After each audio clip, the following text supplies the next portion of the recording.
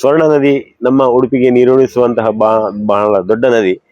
ಇಲ್ಲಿ ಶಿರೂರಿನತ್ತ ಕೂಡ ಡ್ಯಾಮ್ ನಿರ್ವಹಣೆ ಅಂದ್ರೆ ಡ್ಯಾಮ್ ಮಾಡಿರ್ತಾರೆ, ಅದರ ಹಲಗೆಗಳನ್ನ ಹಾಕದೆ ನೀರು ಸೋರಿಕೆ ಆಗ್ತದೆ, ಮತ್ತೆ ಶೇಖರಣೆ ಮಾಡುವ ಪದ್ಧತಿ ಕೂಡ ಇಲ್ಲ.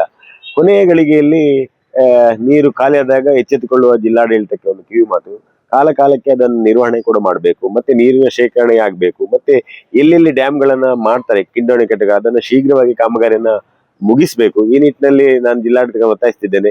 ಕೊನೆಯ ಗಳಿಗೆಯಲ್ಲಿ ನೀರಿನ ಶೇಖರಣೆ ಇಲ್ಲ, ಮತ್ತೆ ರೇಷನ್ ಪದ್ಧತಿ ಮಾಡ್ತೇವೆ, ಹಾಗೆ ಮಾಡ್ತೇವೆ, ಹೀಗೆ ನಮ್ಮಲ್ಲಿ ಬೇಕಾದಷ್ಟು ನೀರಿನ ಸೋರ್ಸ್ಗಳಿವೆ, ಅದನ್ನ ಸದ್ಬಳಕೆಯಾಗಿ ಬಳಸುವ ಯೋಜನೆಯನ್ನ ಜಿಲ್ಲಾಡಳಿತ ಮಾಡ್ತಾ ಇಲ್ಲ.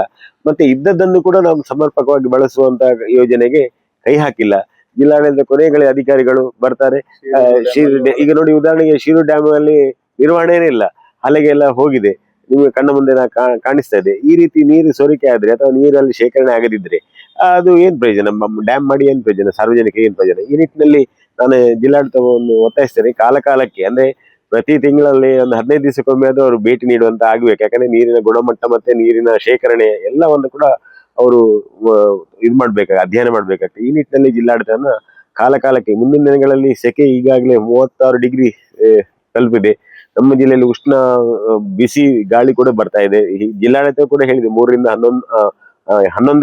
3 ಗಂಟೆ ತನಕ ಯಾರು ಹೊರಗಡೆ ಬರಬೇಡಿ ಅಂತ ಹೇಳ್ತಾರೆ. ಈ ನಿಟ್ಟಿನಲ್ಲಿ ಜಿಲ್ಲಾಡಳಿತ ನೀರಿನ ಬಗ್ಗೆ ಸ್ವಲ್ಪ ಗಮನ ಹರಿಸಿದ್ರೆ ಸಾರ್ವಜನಿಕರು ಒಳ್ಳೆ ಅಂತ